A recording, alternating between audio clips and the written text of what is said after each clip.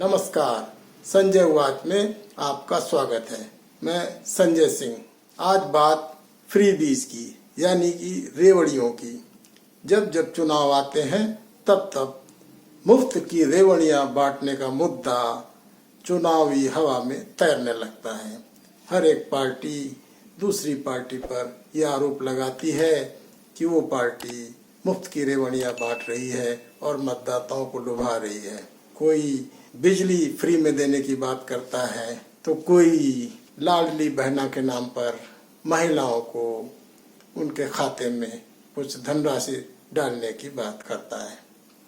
और मध्य प्रदेश के चुनाव में इन दिनों मामा शिवराज चौहान कुछ ऐसा ही करने में जुटे हुए हैं। लाडली बहनों का महाकुंभ है ये। शिवराज चौहान ने कल भोपाल में सभा क्या, उसे चुनावी सभा ही कहना उपयुक्त होगा, क्योंकि चुनाव तो भले ही दूर हों, लेकिन मध्य प्रदेश में बहुत तेजी से कांग्रेस और बीजेपी ने जो चुनावी रैलियों की बाड़ लगाई हुई है, उसमें एक दूसरे से आगे बढ़ने की होड़ में चुनावी रेवड़ियां बांटने की होड़ भी बहुत तेजी से आगे बढ़ रही है। तो कांग्रेस ने जहां मतदाताओं को लुभाने के लिए महिलाओं को उनके खाते में हर महीने 2,500 रुपए देने की बात कही थी, तो वहीं मामा शिवराज चौहान ने इस मामले को और आगे बढ़ाते हुए उनके खाते में 3,000 रुपए तक डालने का एक लुभावना सपना सामने रखा है। हालांकि अभी निकट भविष्य में ये सपना पूरा होने की नौबत नजर नहीं आती। तो चौहान जी ने अपने चुनावी वादों में जो वादा किया है उसमें कहा है कि हम अभी रक्षाबंधन के मौके पर हर एक बहना के खाते में 250 रुपए डालेंगे और इस रक्षाबंधन के बाद 10 सितंबर को हर एक बहना के खाते में 1,000 रुपए की राशि पहुंच जाएगी। इसके बाद ये राशि 1,250 रुपए कर दी जाएगी, फिर 1,250 से 1,500, फिर 1,500 से 1,750 और ऐसे करते करते करते न जाने कब ये 3,000 तक पहुंचेगी। अगर स्टेट के फाइनेंस ने इसकी मंजूरी दी और इसकी व्यवस्था कर पाए तो शिवराज चौहान प्रत्येक बहना को 3,000 रुपए उसके खाते में डालने का वादा कर रहे हैं। दूसरी तरफ कांग्रेस की सरकार, जो कि कर्नाटक में अभी कुछ ही समय पहले चुनाव जीत कर आई है और इसी तरह के वादों के आशे चुनाव जीती है, जिसमें वहां के तमाम किसानों मजदूरों को मुफ्त की बिजली या कम दरों पर बिजली, कम दरों पर सिलेंडर आदि देने का वादा किया गया था और प्रत्येक बेरोजगार के खाते में कुछ पैसे डालने की बात कही गई थी। तो आज हालत ये है कि उस वादों पर कांग्रेस सत्ता में तो आ गई है, लेकिन जो आज ही खबरें आई हैं कि इन वादों की वजह से वहाँ तमाम क्षेत्रों में मजदूरों की किल्लत महसूस की जाने लगी है, जिसमें ख़ास तौर पे कर्नाटका के जो कॉफ़ी ग्रोइंग एरियाज हैं, जहाँ कॉफ़ी उगाई जाती है, कॉफ़ी की खेती होती है, वहाँ प्लांटर्स को अभी मजदूर नहीं मिल रहे हैं। और जब मजदूरों से बात की जाती है तो उनका कहना होता है कि अभी वो इतनी कम मजदूरी पर काम नहीं करेंगे, क्योंकि उन्हें कोई ऐसी धन की तंगी नहीं है, सरकार उन्हें कुछ मदद कर रही है, तो अगर मजदूरी बढ़ाएं तो वो आ सकते हैं। अब वहाँ के कर्नाटक के प्लांटर्स का कहना है कि हमारी मालियात पहले से ही खराब थी, हम आर्थिक वित्तीय समस्याओं से जूझ रहे थे और उद्योग को किसी तरीके से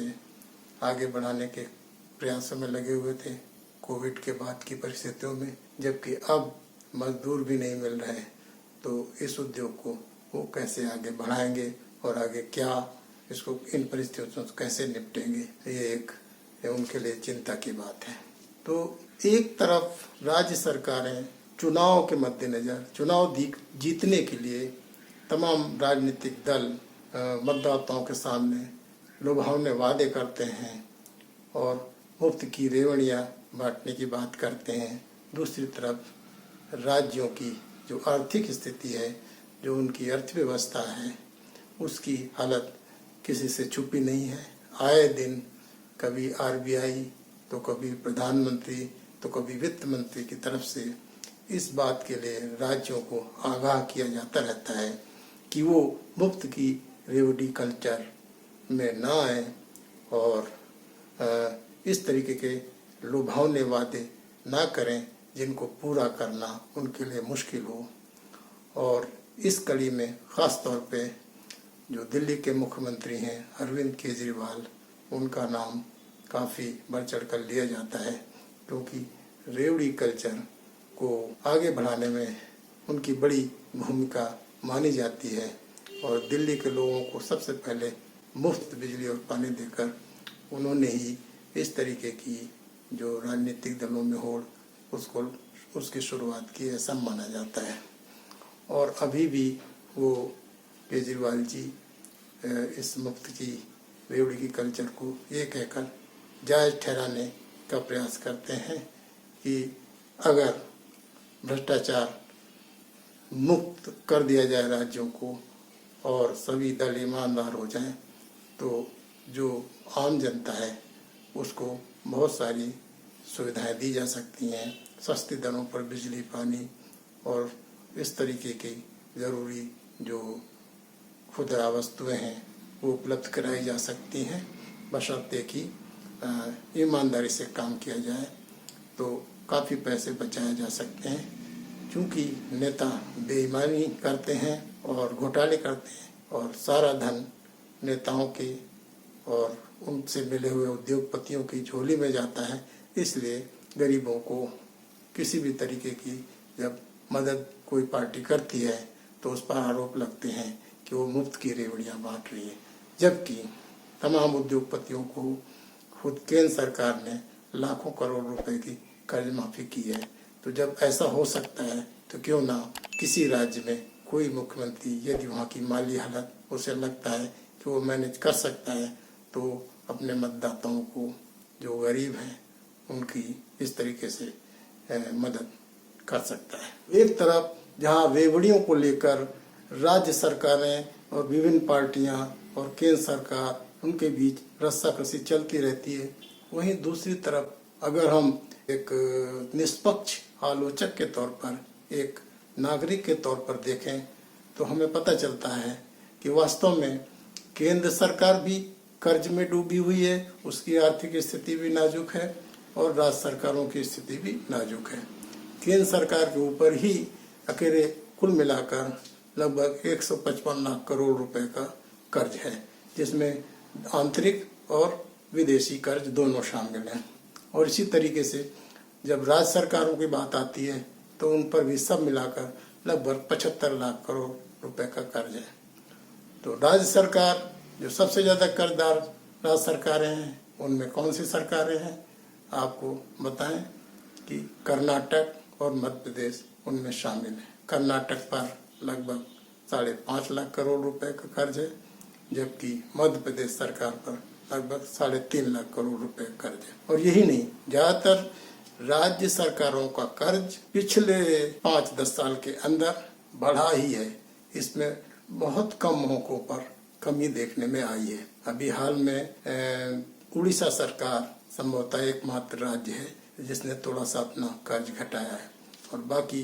राज्यों का कर्ज बढ़ता जा रहा है, चाहे वो पंजाब हो, चाहे वो हिमाचल प्रदेश हो, चाहे वो गुजरात हो, चाहे उत्तर प्रदेश हो, चाहे तेलंगाना हो, चाहे छत्तीसगढ़ हो, झारखंड हो, उत्तराखंड हो या कि दक्षिण भारत की सरकारें, सबकी आर्थिक स्थिति ऐसी है कि मुफ्त रेवड़ियाँ बांटने का कहीं कोई स्कोप नहीं है। लेकिन इसके बावजूद जो रेवेन्यू है, जो टैक्स कलेक्शन है, उसके बिना पर और जो कर्ज वो केंद्र सरकार से, आरबीआई से या विदेशों से लेते हैं, उनके बलबूते उन्हें लगता है कि वो मुफ्त की रेवड़ियाँ सस्टेन कर सकते हैं और उसे आगे बढ़ा सकते हैं। और चुनाव से पहले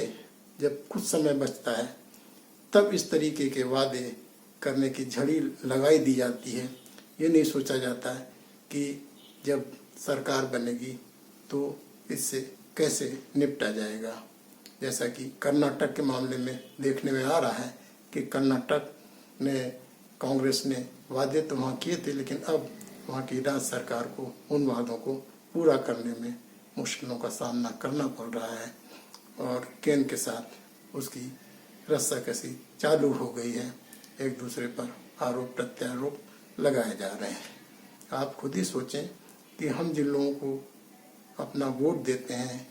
जिन नेताओं को, वो कैसे हैं, उनकी आर्थिक समझ कैसी है। क्या हमें ऐसे लोगों को सत्ता सौंपनी चाहिए जिनका आर्थिक ज्ञान सीमित है, जिन्हें अपने देश,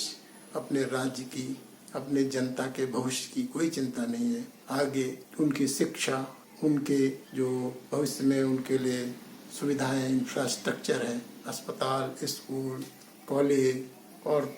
तमाम वैज्ञानिक संस्थान हैं जिनके बल पे हम चंद्रमा तक पहुँचे हैं, उन सब की व्यवस्था कैसे होगी। और हम जो देश की आम जनता है उसकी जो बेसिक नीड्स से ज़रूरतें हैं, रोटी, कपड़ा और मकान, किसानों की खाद, उनके बिजली, पानी और उनकी अनाज, उस सब की व्यवस्था करने के लिए हम धन कहाँ से लाएंगे। तो ये सब हमें देखना होगा